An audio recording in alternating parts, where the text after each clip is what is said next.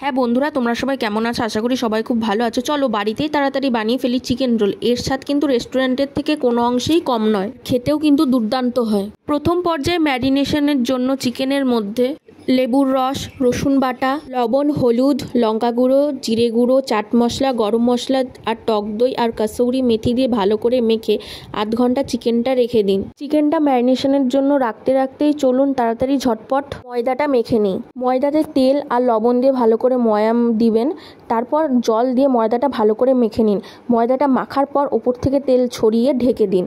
আধ ঘন্টা মতো ঢেকে দিলেই হবে। ময়দাটা ঢেকে দিলে ময়দাটা সফটও হয়ে যাবে আর আমাদের যে ময়দার যে রুটিটা হবে সেটা বেলতেও সুবিধা হবে। আর এইদিকে পেঁয়াজ আর ক্যাপসিকাম আমি লম্বা লম্বা করে চাকু দিয়ে কেটে নিচ্ছি। এরপর প্যানের মধ্যে সাদা তেল দিয়ে নিয়ে চিকেনের যে ম্যারিনেটেড পেস্টটা ছিল ওটা দিয়ে বেশ কিছুক্ষণ প্যানে রাখবেন।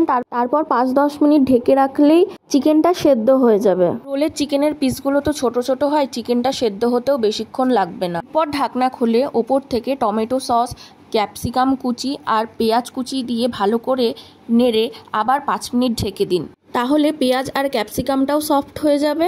আর এইদিকে আলাদা যে এক্সট্রা যে পেঁয়াজটা ছিল ওর মধ্যে লেবুর রস, লঙ্কা গুঁড়ো আর চাট মশলা দিয়ে ভালো করে মেখে নিন। আর কড়াইতে যে চিকেনটা হচ্ছিল সেটা নামানোর আগে গরম মশলা দিয়ে নামিয়ে নিন। চিকেনটা করতে আমার আধ ঘন্টার বেশি টাইম লেগেছিল। এবার আমি ময়দার ঢাকনাটা খুলে ময়দাটা দেখছি যে সফট হয়ে গেছে। এবার আমি ময়দা থেকে 4টে লেচি করে নিয়েছি। আমি ময়দাটা বেলার আগে যেরকমভাবে ময়দাটাকে শেপ দিয়ে বেলেছি তোমরা কিন্তু সেইভাবেই ময়দাটাকে করবে, তাহলে পুরো দোকানের মতো হবে। বেলা ময়দাটা তাওয়াতে দিয়ে ভালো করে সেঁকে নিলাম আর সাইড দিয়ে একটু তেল ছড়িয়ে দিয়েছি। রুটিটা আমাদের হয়ে গেছে, দিয়ে রুটিটা নামিয়ে ওপর থেকে রান্না করা চিকেনটা বেশ কিছুটা পরিমাণে দিয়ে টমেটো সস, মশলা মাখানো পেঁয়াজটা, ওপর থেকে চাট মশলা আর লেবুর রস, চাইলে ওপর থেকে মেয়োনিজ, চিলি সস, শসা কুচি দিতে পারো।